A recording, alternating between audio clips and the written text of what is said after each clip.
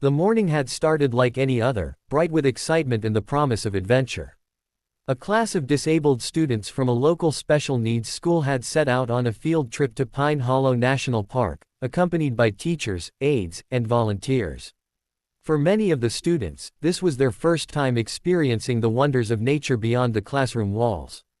The group was diverse, made up of children with various physical and developmental challenges, yet all of them wore wide smiles as the bus rolled through winding roads toward the forest. Teachers checked gear, made sure wheelchairs were charged, and reviewed the route with the park's visitor center before heading out on the trail. Spirits were high. The forest trail was gentle, chosen specifically for accessibility and safety, with guide ropes and wide paths. The plan was to hike to a scenic clearing for lunch and then return before sundown. But something unexpected happened. Somewhere along the way, between two checkpoints less than a mile apart, the entire group vanished. One moment, a chaperone walking just minutes behind them could still hear faint laughter and conversation. The next, there was nothing, no sound, no sign, not even fresh tire marks from the motorized wheelchairs. When the chaperone reached the point where the group should have been, the trail was eerily empty. At first, it seemed like a mistake, maybe a detour or bathroom stop. But as minutes turned into an hour, concern gave way to dread. Calls were made, radios crackled, and a search began. The forest, once peaceful, now felt vast and unsettling. Something was very wrong, and no one could understand how a group that large, with so many mobility needs, could simply disappear without a trace. Confusion rippled through the group of chaperones as they scanned the surrounding woods, calling out names that echoed with no reply. Just moments earlier, the class had been ahead on the trail, laughing, chatting, and pointing at birds in the treetops. A volunteer, who had stopped briefly to tie his shoe and help a student adjust their backpack, expected to catch up within seconds. But when he rounded the bend in the path, the clearing where the group should have been was completely empty. No movement, no voices, just the rustling of leaves and the distant caw of a crow. He called out again, louder this time, thinking perhaps they had gone off trail for a quick break. Still nothing. He backtracked to the last known point and tried the radio. Static. Another teacher arrived, eyes wide, expecting to find the group resting in the shade. When told they were gone, disbelief turned quickly to concern. They retraced the route in both directions, searching the brush and side trails, but it was as if the earth had swallowed them whole. Several of the students used wheelchairs or mobility aids. They couldn't have gone far, not without someone noticing. There were no tire marks in the soft dirt, no snapped branches, no footprints. The teachers and volunteers spread out in pairs, calling out names with increasing urgency. Cell phones had no service in the deeper woods, and the park's radio towers barely reached the lower trails. Time dragged on as adrenaline replaced reason, and the forest seemed to grow darker and thicker. The idea that the group had simply gotten ahead was no longer plausible. Something was wrong, very wrong. The sense of calm that had accompanied the day's trip had now vanished, replaced by a growing sense of fear, as if the forest itself was keeping secrets. Within an hour, the park rangers were notified, and the forest erupted into a flurry of activity. Rescue teams, volunteers, and search dogs were deployed, forming grids to comb through every corner of the trail and the surrounding wilderness. Helicopters buzzed overhead, scanning the dense canopy with thermal imaging, hoping to spot any signs of the missing class. Rangers moved quickly but carefully, shouting names, blowing whistles, and watching for any broken twigs, scraps of clothing, or wheelchair tracks. But there was nothing, no voices, no echoes, no response. The search teams moved methodically, marking the terrain with colored flags as they cleared sections. Every minute felt longer than the last, and with the daylight beginning to wane, urgency turned into desperation. The teachers who had been with the group were questioned again and again. Had anyone seen anything unusual? Was there a possible detour or shortcut? Could the students have been lured or led away? But every answer led to more confusion. There was no logical explanation. These weren't students who could run off easily. Many required assistance to move, and some were nonverbal. It should have been impossible for them to disappear so completely, especially in broad daylight and within such a short window of time. Family members began arriving at the ranger station, their faces pale with worry, clinging to hope and to one another. Some prayed, Others paced in silence, their eyes fixed on the woods as if willing their children to reappear.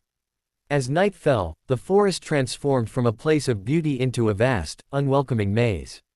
Flashlights bobbed in the darkness, voices called into the void, and dogs sniffed the ground with increasing agitation, as if confused by the lack of a scent trail. It was as though the entire group had been lifted from the earth without leaving a footprint behind. And as the cold night air set in, one thought began to settle over everyone involved: they might not be dealing with a simple disappearance. Something strange was happening in Pine Hollow, and no one could explain it. By the next morning, fear had gripped the entire town. News of the missing students had spread quickly, drawing local media and concerned citizens to the park's entrance.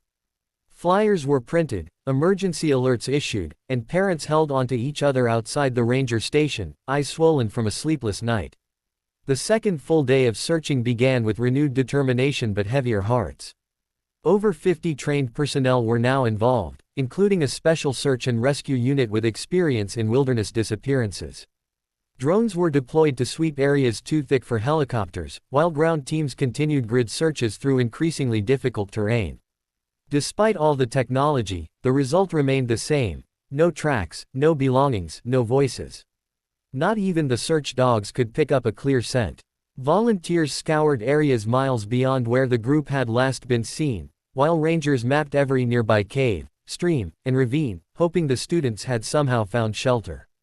Hope began to fray under the weight of silence. No food, no water, no communication, and most terrifying of all, many of the children had conditions that required medication and care. As the sun rose higher in the sky and the temperature climbed, the reality of what they might find, or not find, settled like a stone on everyone's chest. Some parents clung to the idea that maybe the group had wandered into a secluded area and was simply waiting to be found. Others, quieter and more haunted, began to brace for the worst. Speculation swirled. Some believed there had to be foul play, no other explanation made sense. Others whispered about strange stories tied to the forest, old tales of vanishings, of parts of Pine Hollow that even seasoned hikers avoided. Rangers dismissed the rumors, but even they were shaken. The park had seen accidents before, but never something like this.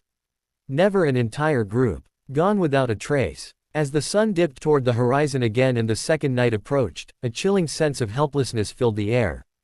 They had searched everywhere they could think of. Still nothing. And with every passing hour, hope slipped a little further away, like light vanishing into the shadows of the trees. As the second night gave way to early dawn, a heavy stillness hung over Pine Hollow. Most of the search teams had returned to the base camp to regroup, their faces drawn and weary, but one park ranger, Daniel Reyes, refused to stop. A seasoned outdoorsman with over 2 decades of experience, Reyes trusted his instincts, and something about this disappearance didn't sit right with him. While others combed over previously searched areas or pored over maps by lantern light, Reyes decided to investigate a less traveled part of the forest, a narrow service trail that had long since been closed off due to erosion and landslides. It wasn't part of the official park map anymore, but Reyes remembered it from years ago. Something about its location tugged at his gut, a quiet suspicion that hadn't let him sleep. Armed with a flashlight, a thermal scope, and a thermos of black coffee, Reyes set off alone just after 5 a.m., following the overgrown trailhead. It was slow going, fallen branches and thick underbrush made it nearly impassable in places, but he pressed on. About an hour in, he noticed something odd, a faint indentation in the soft earth, partially covered by leaves. He knelt down and brushed it aside, revealing what looked like the edge of a wheelchair tire mark. His breath caught. The soil was damp, and the mark was fresh, no more than a day old. He radioed it in, but reception was spotty. Static met his words. Pressing forward, Reyes began to see more signs. A piece of torn fabric snagged on a thorn bush, the faint imprint of a shoe, and then, most striking of all, a broken plastic button that looked like it had come from a student's jacket. His heart pounded in his chest. This was the first real trace of them anyone had found. Then, as he reached the edge of a steep drop, he paused. Below him was a narrow ravine hidden by thick trees, and faintly, so faintly he thought he imagined it at first, he heard something, a sound too rhythmic to be wind, too soft to be an animal. It was a voice, weak, hoarse, calling out intermittently. Reyes froze, adrenaline rushing through his veins. He cupped his hands around his mouth and shouted back. The voice responded, barely, but it was there. Someone was alive down there.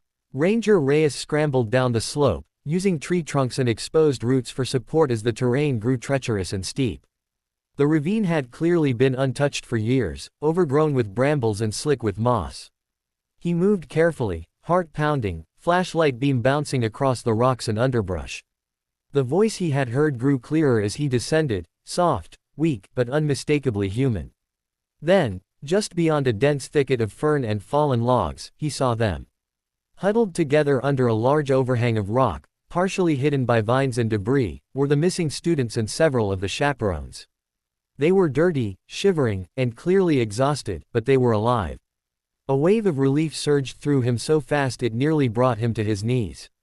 Some of the students were curled up together, wrapped in jackets and emergency blankets that had clearly been shared around to preserve warmth. Others sat propped against the rock wall, eyes wide and weary. One of the aides, a woman with mud-streaked cheeks and a torn sleeve, looked up at Reyes with disbelief, then began to cry. "We thought no one was coming," she whispered. "We didn't know if anyone even knew where we were." Reyes immediately radioed for medical teams, this time climbing a few feet up the ravine wall to get a signal. As he waited for confirmation, he took stock of the group. Everyone was there, all the students, all the staff, though several were dehydrated and clearly in need of urgent care. A few of the wheelchairs had been damaged during their accidental detour, and the group had relied on each other, and sheer willpower, to keep moving. They had stumbled upon the ravine after getting disoriented when trying to take a shortcut back to the main trail, an idea that, in hindsight, had nearly turned deadly. But the overhang had shielded them from the worst of the weather, and it had been a student's service dog that led them there, refusing to leave the side of one child whose chair had tipped during the chaos. Reyes knelt beside the group, speaking calmly, reassuringly, telling them help was moments away. His voice wavered as he looked at their faces, tired but unbroken, and the courage it must have taken to survive 2 nights in the unforgiving woods. The forest had hidden them well, but they had held on. Somehow, against all odds, they had endured. As emergency responders made their way into the ravine, the scene became a flurry of movement, lights, and relieved voices. Paramedics and park rangers moved swiftly but gently, checking vitals, wrapping students in thermal blankets, and administering fluids. Some of the children were too weak to speak, their lips cracked from dehydration and their eyes glassy from exhaustion. Others managed faint smiles when they realized help had finally come. Several of the staff members were visibly shaken, but alert enough to explain what had happened. One of the teachers, her voice raw, described how the group had mistakenly taken a turn off the main trail after a rest break, thinking they were backtracking correctly. The terrain had quickly shifted, what looked like a safe path had turned into rough ground, and before they knew it, they were off course and surrounded by thick forest. To make matters worse, one of the motorized wheelchairs had short-circuited in the mud, leaving one student unable to move forward. The group had faced a choice: leave him behind to seek help, or stay together and find shelter. Without hesitation, they chose the latter. They used walking aids and backpacks to help carry and support the student, refusing to let anyone be left alone. The teacher choked up as she described how the service dog, Jasper, a golden retriever trained for mobility assistance, took the lead when they were at their most disoriented. Jasper had begun barking and tugging toward a barely visible trail through the underbrush, which eventually led them to the ravine. Though it wasn't part of the marked paths, the rock overhang provided just enough shelter from the wind and chill. They rationed snacks, sipped from a small stream nearby, and did their best to stay warm through the freezing nights. The older students comforted the younger ones, the teachers sang songs and told stories, and the aides kept watch in shifts. When helicopters passed overhead, they had tried to signal, but the thick tree cover had concealed them too well. Ranger Reyes listened quietly to their account, deeply moved. He glanced at Jasper, now resting with his head in a student's lap, his eyes tired but alert. That dog had likely saved every life in the group. It was their loyalty to each other, their refusal to leave anyone behind, that had kept them alive. Not just survival instincts, but compassion, bravery, and the kind of unity most people only read about. The rescue was not just a recovery, It was a testament to the strength of the human spirit, and the unbreakable bond between these children and the adults who had protected them. The news of the group's rescue spread like wildfire, first through the ranger station and emergency channels, then across social media, local news outlets, and eventually national headlines. As ambulances escorted the students and staff out of the forest one by one, a crowd of family members and supporters waited at the edge of the park. Their faces a mix of disbelief and joy. Tears streamed down cheeks as parents ran to embrace their children, voices cracked with emotion, and entire families dropped to their knees in gratitude. The sound of crying, laughter, and heartfelt thank yous echoed across the clearing.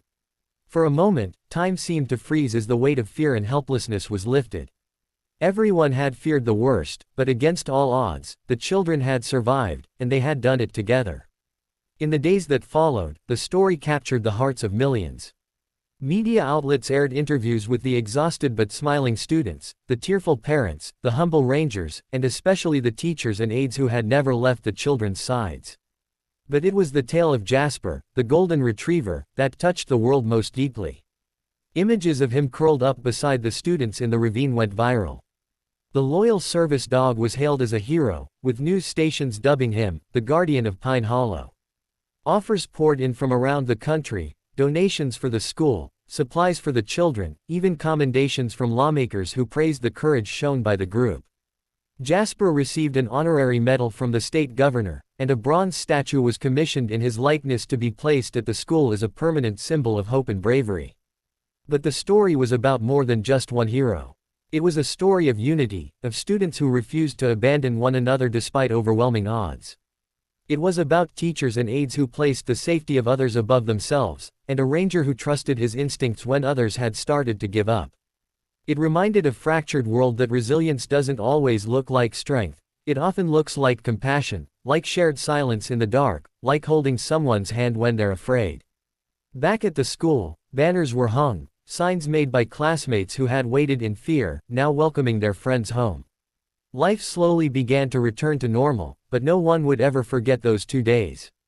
The forest had taken them, but it had also revealed something greater, that even in the most frightening, isolating moments, human connection could light the way. And for those children, their protectors, and one remarkable dog, that connection had saved their lives.